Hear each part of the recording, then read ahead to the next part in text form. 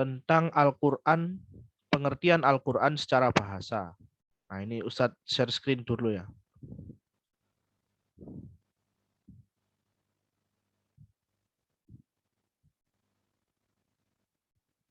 Nah, ini.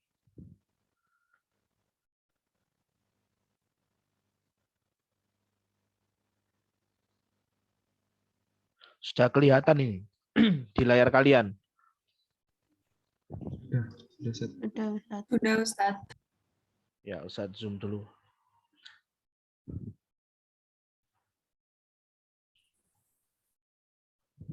Ya, pada pagi hari ini kita akan belajar apa pengertian Al-Quran secara bahasa. Nah, sebelumnya minggu kemarin Ustadz belum perkenalan ya di kelas ini. Belum, Ustaz. Ya, perkenalkan nama Ustadz adalah Ganda Pakarti Prastia. Ya, bisa dipanggil Ustadz Ganda. Nah, Ustadz ini asalnya dari kota Arema, Arek Malang. Nah, Ustadz aslinya dari Malang.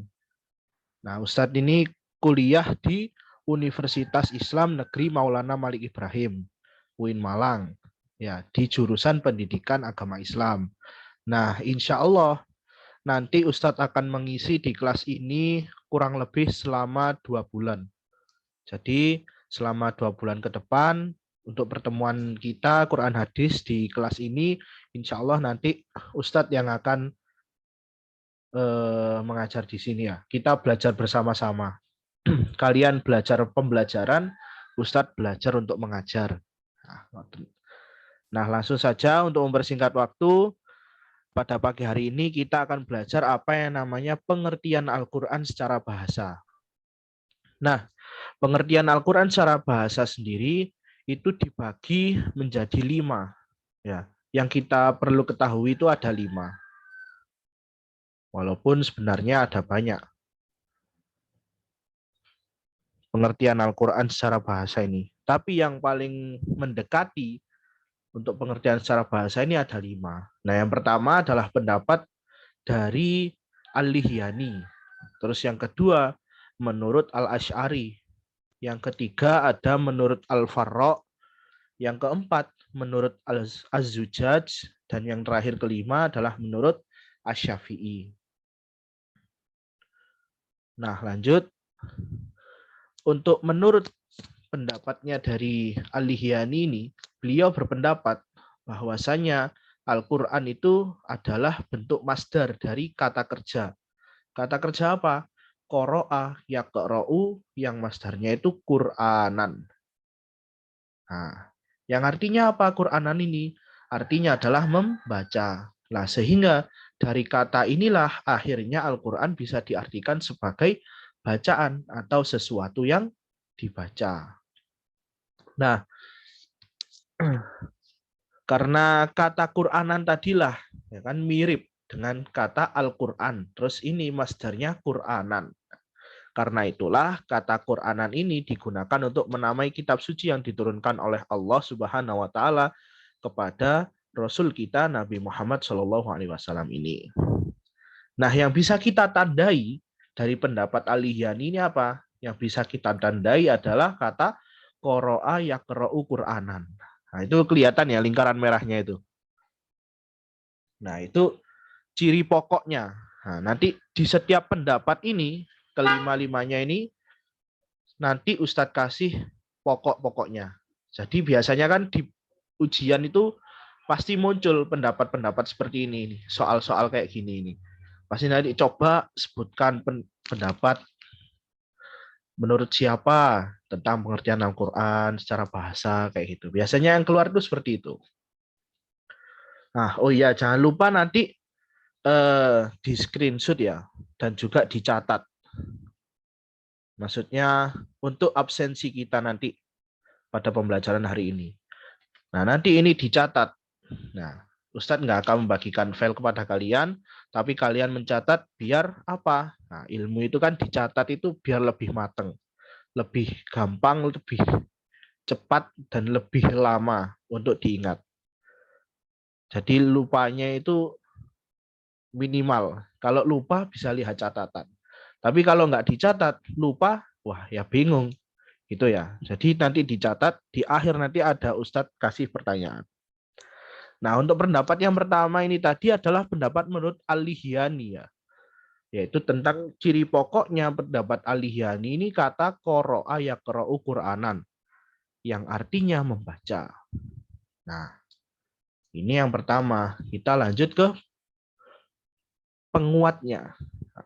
Selain dari pendapat tadi, ada kata-kata yang sama seperti masdarnya qara'a tadi di dalam Al-Qur'an. Nah, itu surat apa? Surat Al-Qiyamah ayat 17 sampai 18. Bunyinya bagaimana? A'udzubillahi minasyaitonirrajim. Bismillahirrahmanirrahim.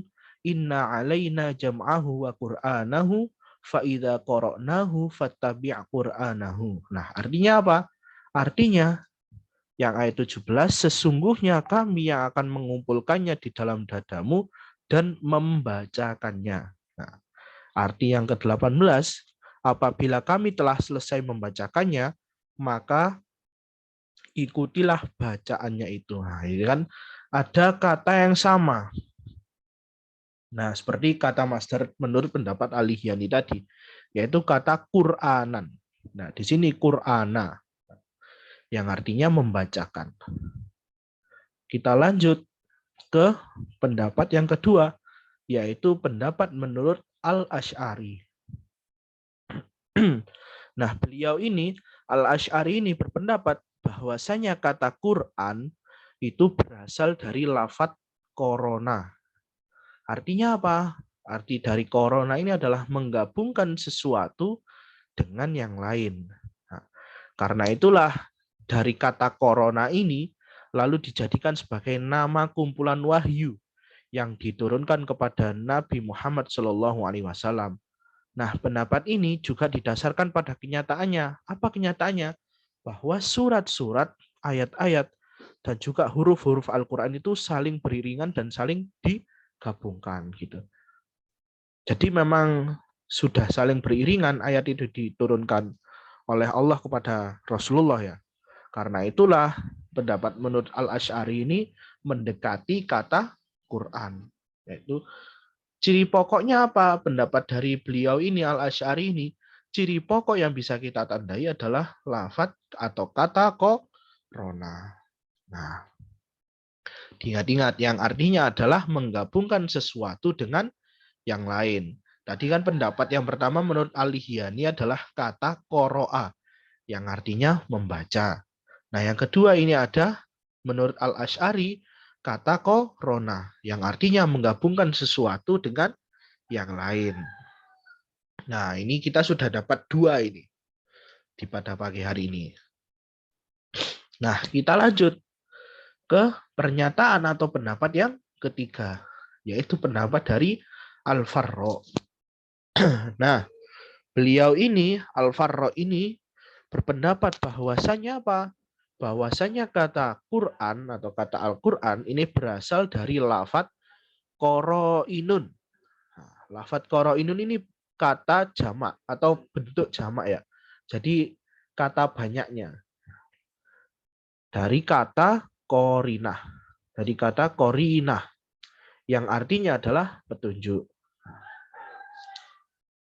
Jadi menurut Al-Farra ini, pendapat beliau bahwasanya kata Al-Quran itu berasal dari jamaknya kata korinah.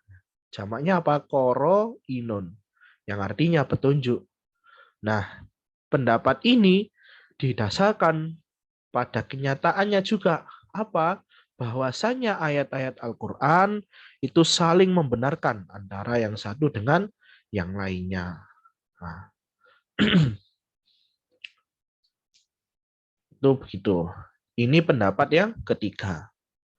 Nah, yang bisa kita tandai dari pendapatnya Al-Farra ini, beliau ini apa? Yaitu kata qoro'inun dan juga korinah yang artinya petunjuk. Nah, jadi tadi yang pertama kan menurut Al-Lihyani itu kata qoro'a yang artinya membaca. Terus yang kedua menurut pendapat Al-Asy'ari itu korona, yang artinya menggabungkan yang satu atau menggabungkan sesuatu dengan yang lain. Nah, terus yang ketiga ini ada pendapat menurut Al-Farra, yang artinya adalah petunjuk. Nah, itu. Sedangkan yang selanjutnya menurut Az-Zujaj. Nah, beliau ini memiliki pendapat juga yang mendekati kata Quran. Apa? Beliau berpendapat bahwasanya kata Al-Quran itu berasal dari kata sifat, dari kata Al-Qara'u. Nah, itu yang mengikuti susunan pola atau wazan. Jadi di dalam ilmu bahasa Arab ya, itu ada yang namanya ilmu nahwu dan sorof. Nah, ini susunan pola atau wazan ini termasuk dalam ilmu sorof. Nah, itu perubahan kata atau perubahan bentuk kata. Nah, ini. Kayak yang tadi pendapatnya Al-Lihyani itu ya. Ada sorofnya itu qara'a yaqra'u Qur'anan. Nah, ini wazannya itu kan wazannya qara'a yaqra'u. Nah, kalau ini wazannya fu'lanun. Nah, jadi menurut beliau ini kata Al-Qur'an itu berasal dari kata sifatnya, yaitu al-qara'u, yang merupakan susunan yang mengikuti susunan pola atau wazan fu'lanun. Nah, artinya apa al-qara'u ini? Al-qara'u ini artinya adalah al-jam'u atau kumpulan. Nah, jadi menurut beliau Az-Zujaj ini Al-Qur'an ini adalah kumpulan ya. Nah, karena inilah beliau pendapat inilah karena Al-Qur'an terdiri dari apa? Kumpulan surat-surat dan ayat-ayat yang memuat apa? Yang isinya itu memuat kisah-kisah, perintah, larangan, dan lain sebagainya.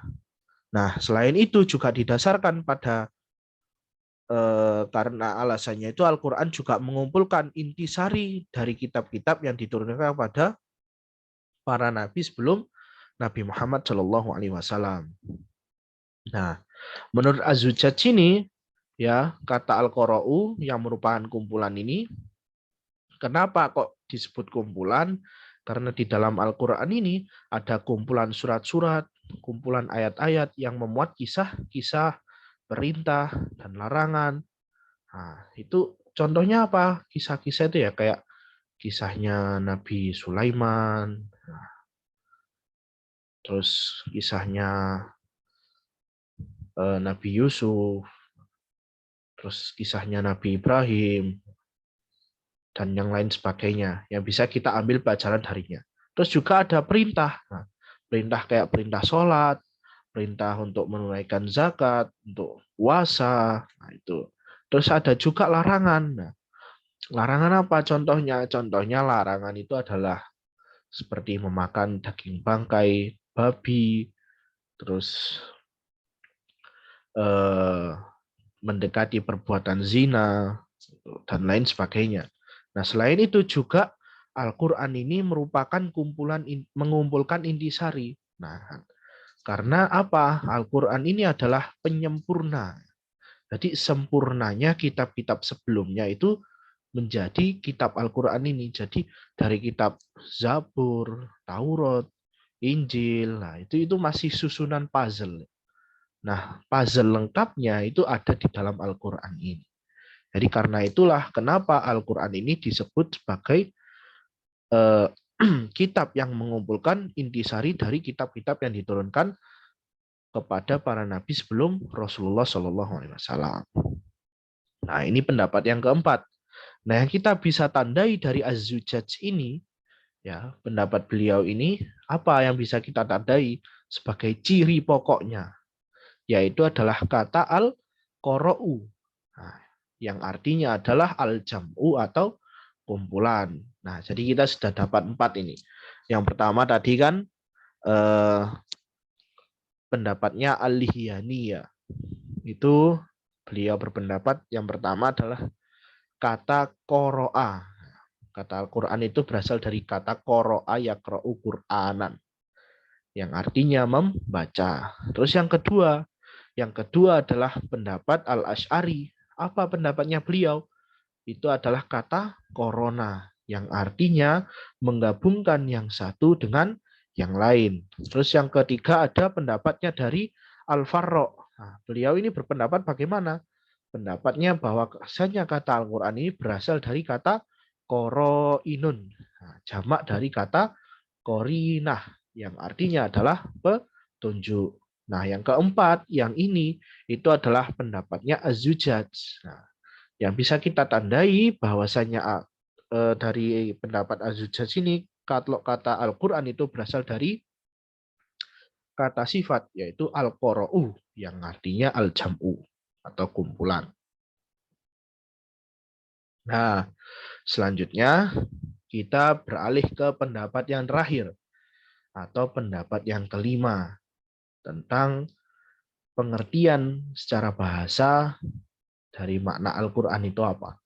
Yaitu adalah menurut Asy-Syafi'i atau menurut Imam Syafi'i. Nah, beliau berpendapat Imam Asy-Syafi'i ini bahwasannya kata Al-Quran itu adalah isim alam atau nama asli. Jadi menurut Imam Syafi'i ini Al-Quran itu tidaklah berasal dari kata apapun. Jadi Allah itu menurunkan Al-Quran kepada Rasulullah melalui malaikat Jibril, yaitu memang sudah pada dasarnya itu namanya sudah diberitahu. Oh, ini kitab yang aku turunkan ini Al-Quran. Nah, gitu. Jadi itu pada dasarnya Al-Quran ini ya memang Al-Quran. Bukan seperti pendapat yang sebelum-sebelumnya. Kayak Al-Yani itu dari kata Qoro'a, terus Al-Asy'ari itu Korona, Al-Farra itu Korina, terus Az-Zujaj itu Al-Qara'u. Nah, tapi Imam Syafi'i ini berbeda.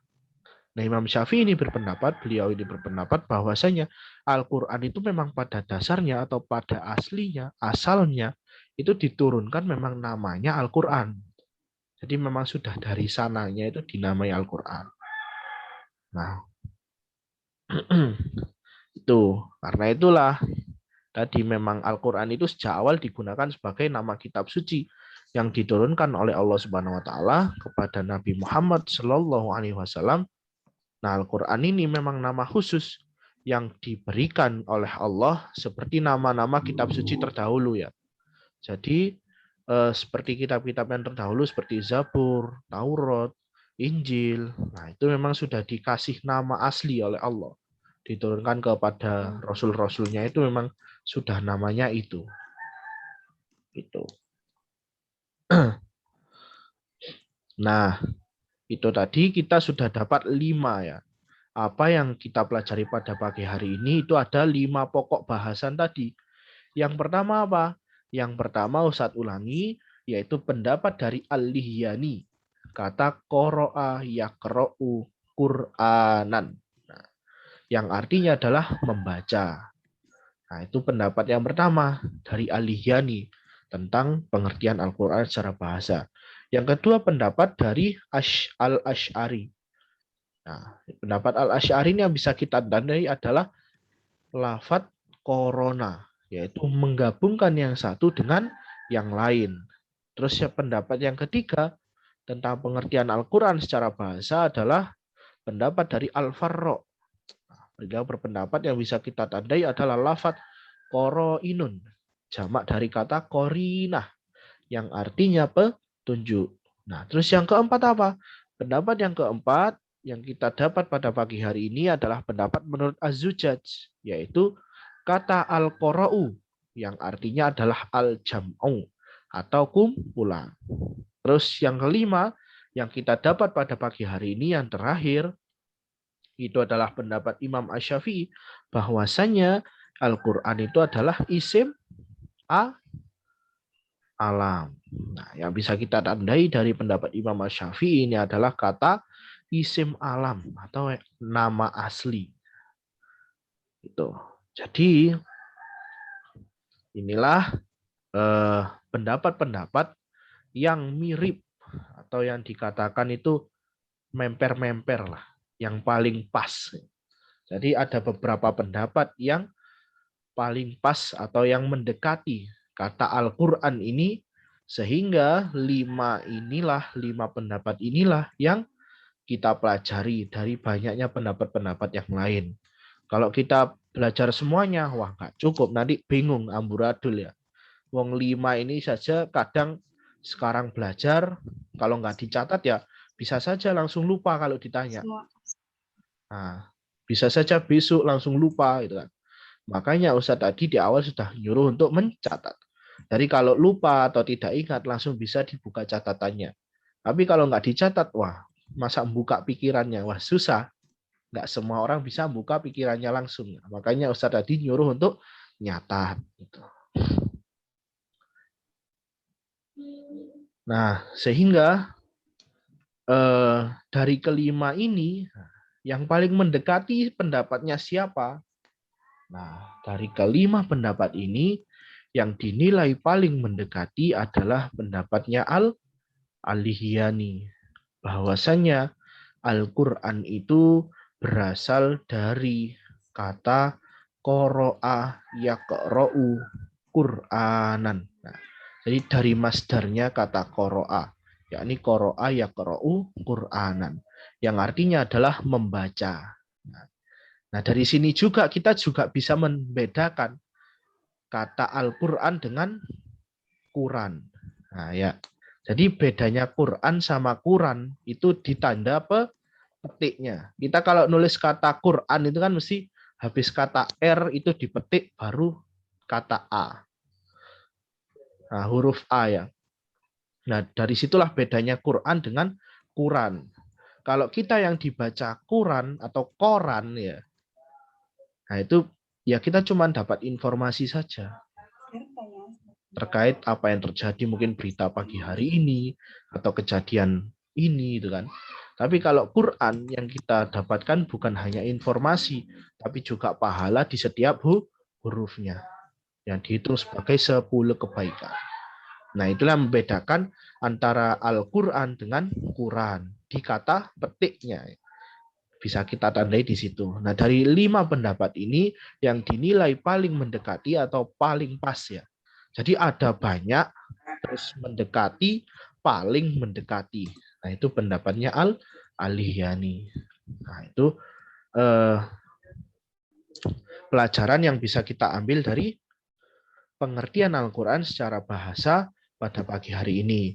Nah, tadi kan Ustadz sudah nyuruh untuk nyatat. Sekarang coba Ustadz tanya ini.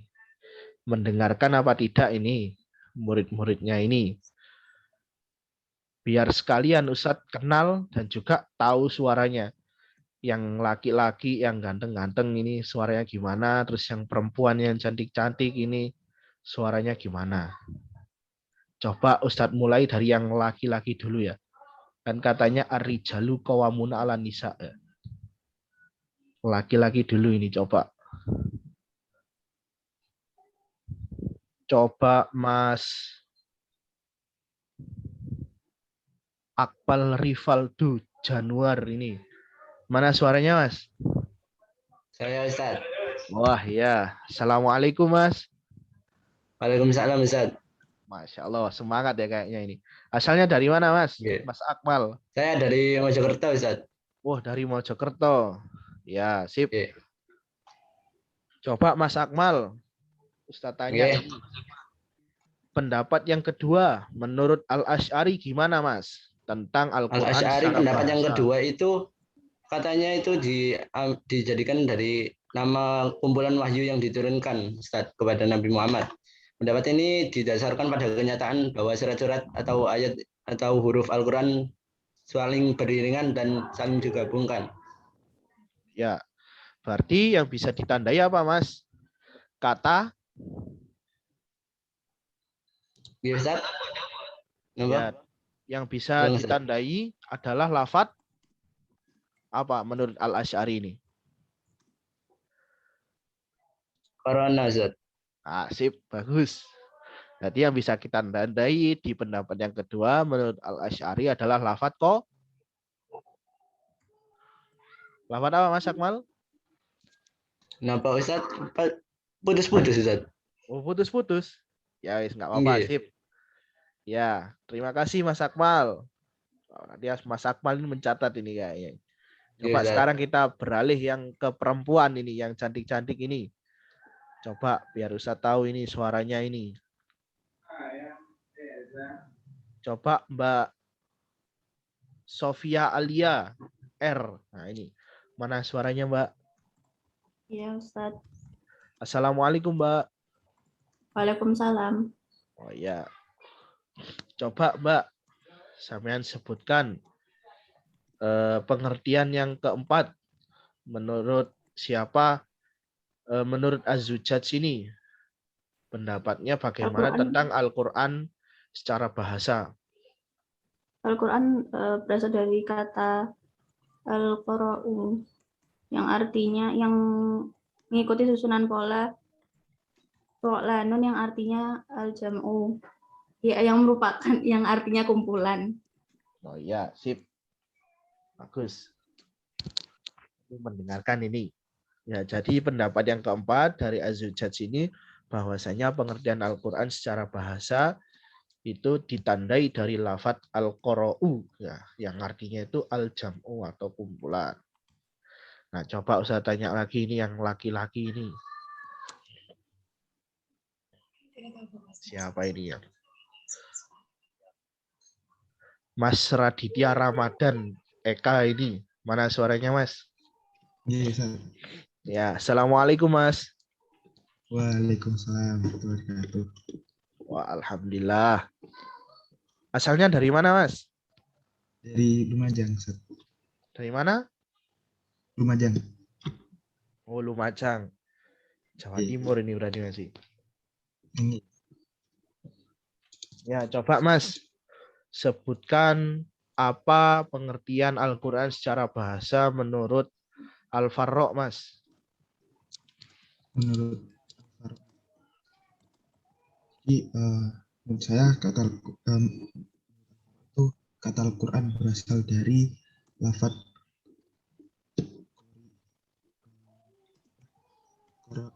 Qoro'inun yang merupakan bentuk jamak dari Qorinatun yang berarti petunjuk. Oh ya, alhamdulillah. Bagus. Ya. Jadi yang pendapat menurut Al-Farra ini Al-Quran secara bahasa adalah berasal dari lafadz qoro'inun, jamak dari kata qorinah yang artinya petunjuk. Coba Ustadz lagi beralih ke yang perempuan. Ini ada yang kameranya mati apa enggak ini? Biar Ustadz tahu ini nyimak apa enggak yang kameranya mati ini. Coba Mbak Alisha Friska. Halo Mbak. Maaf Ustadz, tadi izin saya lagi ke kamar mandi. Oh iya, nggak apa-apa kalau gitu. Ada ini tapi Mbak Alisha Friska ini. Ada Ustadz. Ya. Assalamualaikum Mbak.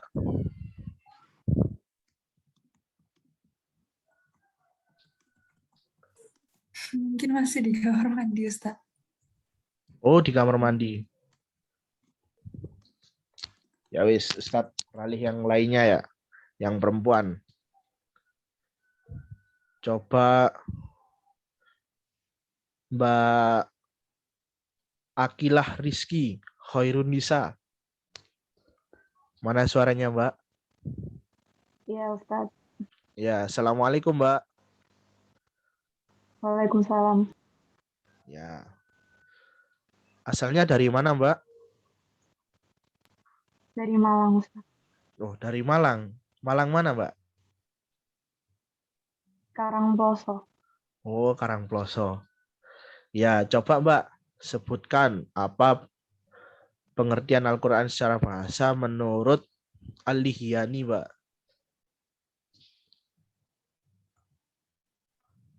Menurut Al-Lihyani itu Al-Quran secara bahasa itu adalah bentuk dari kata kerja qara'a yaqra'u Qur'ana yang artinya membaca. Oh, ya, sip. Bagus. Terima kasih.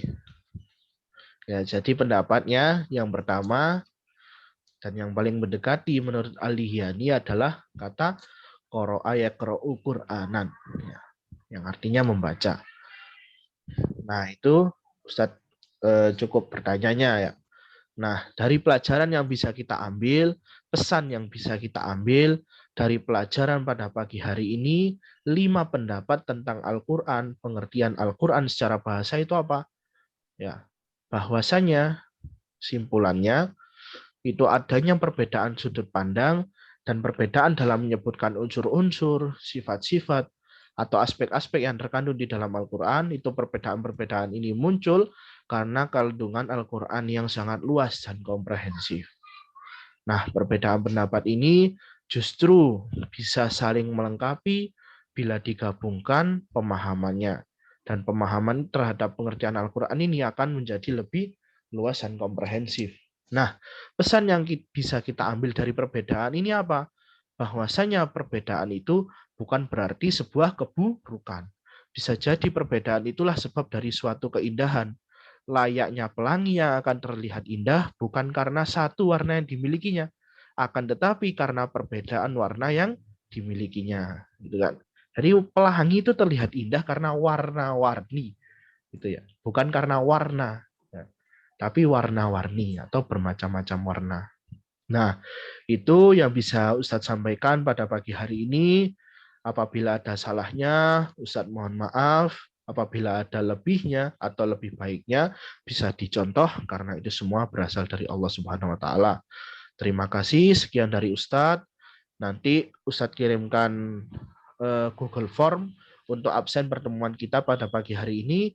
Jangan lupa di screenshot untuk bukti screenshot kehadirannya. Ustadz tutup pelajaran pada pagi hari ini, mungkin nanti disambung atau ada pesan dari Ustadz Amsal. Wallahul muwafiq ila aqwamit thoriq.